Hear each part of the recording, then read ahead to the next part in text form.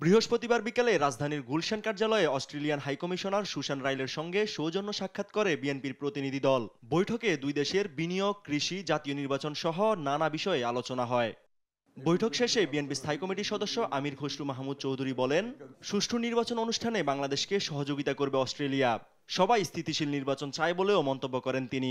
নির্বাচনের ক্ষেত্রে অস্ট্রেলিয়ার একটা সহায়তা আছে, এখানে ইলেকশন কমিশনের উপর একটা বড় ধরনের সহায়তা তারা করে এবং সেটা করছে ইতিমধ্যে এবং তারা সেটা এগিয়ে নিয়ে যাচ্ছে। তারা চাচ্ছে একটি সুষ্ঠু নির্বাচন যাতে বাংলাদেশে হয়ে যায় এবং তার জন্য তাদের সহযোগিতা অব্যাহত থাকবে। এদিকে রংপুরে ড্যাব আয়োজিত জুলাই আগস্ট গণ অভ্যুত্থানের বার্ষিকী উপলক্ষে স্বেচ্ছায় রক্তদান ও ব্লাড গ্রুপিং অনুষ্ঠানে বক্তব্য রাখেন বিএনপির সিনিয়র যুগ্ম মহাসচিব রুহুল কবির রিজভী। বলেন, সংখ্যানুপাতিক নির্বাচন দেশকে স্বৈরশাসনের দিকে ঠেলে দেবে।